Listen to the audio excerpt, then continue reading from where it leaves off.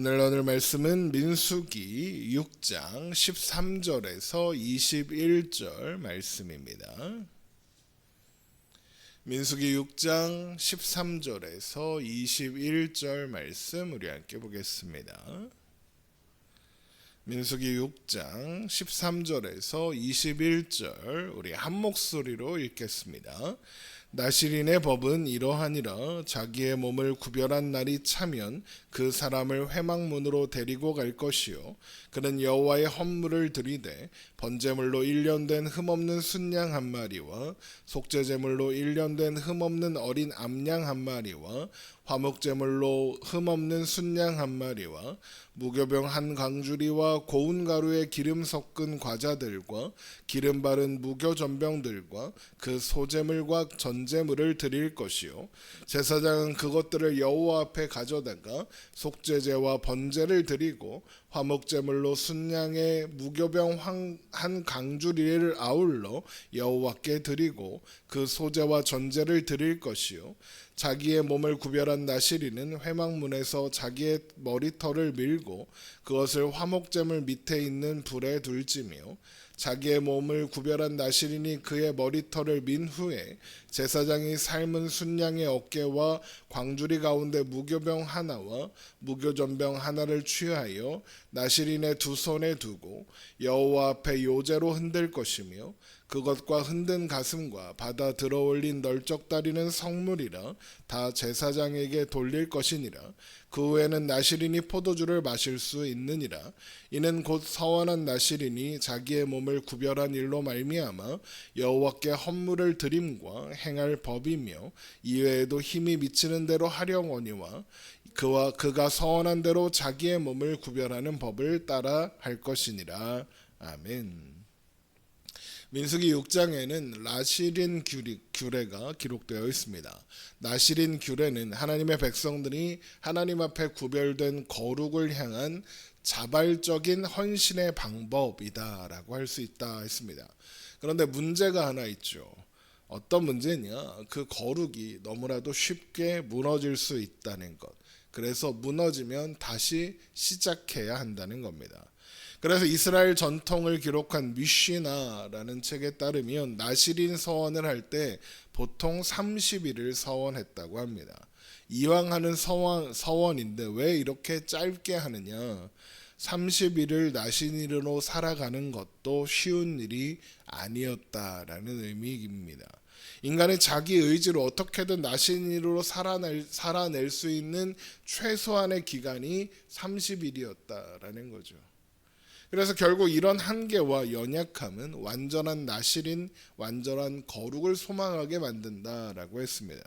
그리고 그 소망을 이루어 주실 수 있는 분은 오직 예수 그리스도밖에 없다고 했죠. 결국 나실인의 규례는 메시아, 곧 그리스도를 대망하게 하는 예표다라는 겁니다. 또한 그래서 이왕 하나님 앞에 구별되겠다고 나실인 서원을 하려면 평생 해라 그러지 않으시고 각자가 가능한 기한을 정하여 하도록 하신 것이고 나실인으로 서원한 기간이 끝난 후에 해야 하는 규례 또한 알려주시는 겁니다.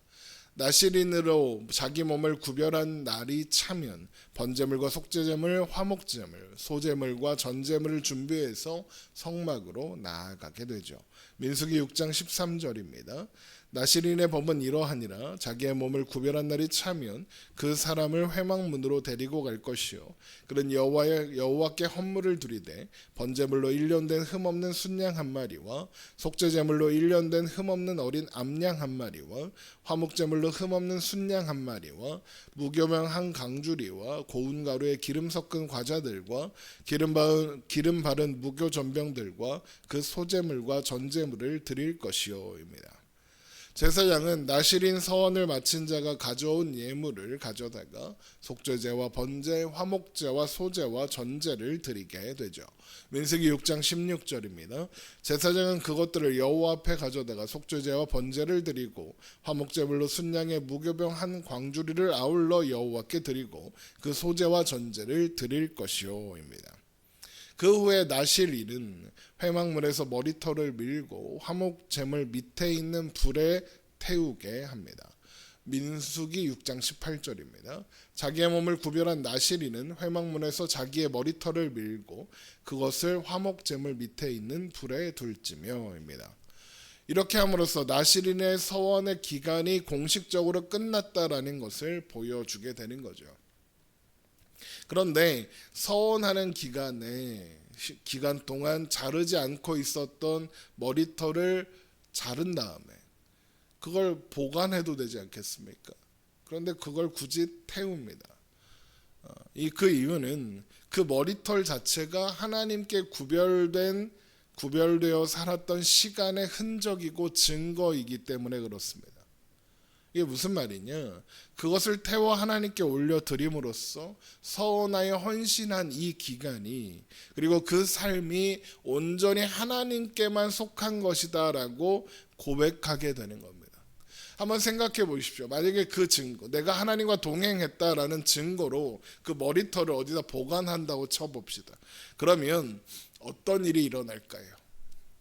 다들 그거 하나씩 만들려고 할 겁니다.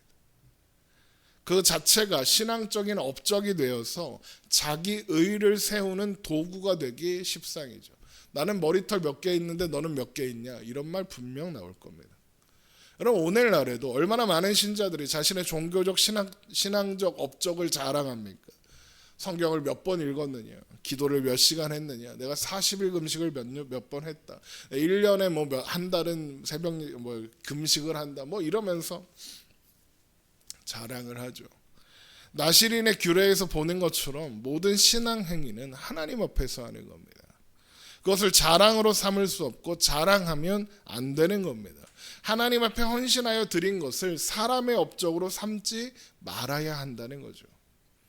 그렇게 머리털을 밀어 태우도록 넘겨준 후에 제사장은 삶은 화목제물로 드린 순양의 어깨와 무교병, 무교전병을 각각 하나씩 취하여 나실인의 손에 두고 그것을 다시 건네받아서 순양의 가슴과 넓적다리와 함께 하나님 앞에 요제는 흔들어서 드리는 예배죠. 흔들어서 드립니다. 그렇게 요제로 드린 순양의 어깨, 가슴, 넓적다리는 제사장의 소유가 되고 이때부터 나시린은 포도주를 마실 수 있게 됩니다. 민수기 6장 19절입니다. 자기의 몸을 구별한 나시린이 그의 머리털을 민 후에 제사장이 삶은 순양의 어깨와 광주리 가운데 무교병 하나와 무교전병 하나를 취하여 나시린의 두 손에 두고 여호와 앞에 요제로 흔들 것이며 그것과 흔든 가슴과 받아 들어올린 넓적다리는 성물이라 다 제사장에게 돌릴 것이니라. 그 후에는 나시린이 포도주를 마실 수 있느니라.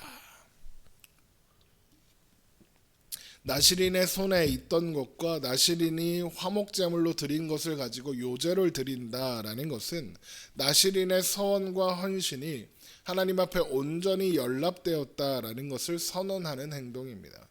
그러므로 이때부터 이후로 포도주를 마실 수 있게 되는 거예요. 나시린으로 살던 기간을 온전히 하나님께로 드림으로써 나시린 기간이 모두 끝났다라는 거죠. 이것이 나시린으로 서원한 기간이 끝난 뒤에 행하는 규례의 내용입니다. 하지만 나시린은 이와 이외에도 힘이 미친다면, 그러니까 할 수 있다면 더 많은 것을 드릴 수도 있습니다. 민수기 6장 21절입니다. 이는 곧 서원한 나시린이 자기의 몸을 구별한 일로 말미암아 여호와께 헌물을 드림과 행할 법이며 이외에도 힘이 미치는 대로 하려거니와 그가 서원한 대로 자기의 몸을 구별하는 법을 따라 할 것이니라. 힘이 미치면 더해라. 이왕 헌신하기로 했으니 더 많이 최대한으로 해라. 하나님이 더 많은 걸 받기 원하신다. 이런 의미가 아닙니다. 늘 말씀드리지만 하나님이 원하시는 것은 제사가 아니고 제물이 아닙니다. 하나님이 원하시는 것은 예배자의 중심이고 전심입니다. 하나님을 신뢰하고 의지함으로 자신의 삶을 하나님께 맡기는 것을 원하십니다. 한마디로 하나님은 나시린 그 자체를 원하시는 겁니다. 그러면 나시린 서원을 마친 이 사람에게 힘이 미치는 대로 해라, 더 해도 된다, 많이 해라, 그러시는 이유는 무엇일까요? 나시린 서원을 통해 드린 그 사람의 고백을 더 많은 사람에게 닿게 하기 위해서입니다. 이게 무슨 말이냐? 우리가 레위기 7장에서 확인했던 것처럼 화목제물은 드린 후에 최대 이틀 안에 모두 먹어야 합니다. 그러려면 최대한 많은 사람과 공유해야 그럴 수 있다라고 했습니다. 그래야 화목제물을 3일이 될 때까지 남겨두지 않고 모두 먹을 수 있으니까요. 나시린이 드린 화목제물도 마찬가지입니다. 자연스럽게 나시린 서원이 끝난 날에는 그가 드린 화목제물로 인해 잔치가 벌어질 수밖에 없다라는 겁니다. 그렇게 나시린은 하나님 앞에 구별된 자신의 삶의 고백을 이웃들과 공유할 수 있고 그 기간 동안 누린 은혜를 함께 나눌 수 있게 되는 겁니다. 그런데 만일 나시린이 화목제물로 드린 흠없는 순양 한 마리 외에 더 많은 것을 드리게 되면 어떻게 되겠습니까? 더 많은 사람이 잔치에 참여하게 될 겁니다. 그러므로 나시린에게 힘이 미치는 대로 해라 라고 하시는 것은 그가 하나님 안에서 누린 화목과 기쁨과 감사를 더 많은 이웃들과 나누어라 라는 의도인 거죠. 그런데 이렇게 보면 나시린 서원을 하려면 경제적으로 꽤 부담이 될 수도 있겠는데 이런 생각이 듭니다. 여러 가지 지금 재물만 해도 한두 마리가 아니니까요. 그러면 가난한 자는 나시린으로 서원할 수 없는 거 아닌가 이런 생각이 들 수 있겠죠. 또한 나시린으로 서원할 때는 감당할 수 있어서 서원했는데 서원하는 기간 동안 갑자기 집안 사정이 안 좋아져서 경제 사정이 나빠질 수도 있는 것 아닙니까? 그러면 이 나시린 서원을 마치는 이 제사를 드리기가 어려울 거 아니에요. 그럼 어떻게 해야 할까요? 우선 레위기 27장 8절을 보면 사람의 값을 서원하였으나 가난하여 그 값을 감당하지 못하면 제사장이 서원한 자의 형편에 따라 값을 조정할 수 있었고, 또 레위기 5장이나 12장, 14장 같은 것을 보면 형편이 어려운 경우에 재물을 비둘기나 고운 가루 같은 것으로 대신할 수 있었습니다. 그런 율법적인 원리에서 볼 때 가난한 자가 나시린으로 서원하고자 한다면 그런 기준이 적용될 수 있을 겁니다. 나시린으로 서원한 기간 동안 가난해진 사람도 마찬가지일 테고요. 그런데 아까 이스라엘의 전통을 기록한 미시나에 따르면 그럴 필요가 없었다고 합니다. 그러니까 재물을 축소할 필요가 없었다고 해요. 왜 그랬을까요? 왜 그렇게 되었느냐? 나시린 서원을 한 사람이 형편이 어려워 나시린 제사 비용을 감당할 수 없다면 공동체가 공동으로 부담하거나 부유한 사람이 대신 그 값을 치르기도 했기 때문이라는 겁니다. 사도행전 21장을 보면 바울이 나시린으로 서원한 사람들의 제사 비용을 대신 치르는 이야기가 나오는 것을 볼 수 있죠. 그것이 이스라엘의 문화였다는 겁니다.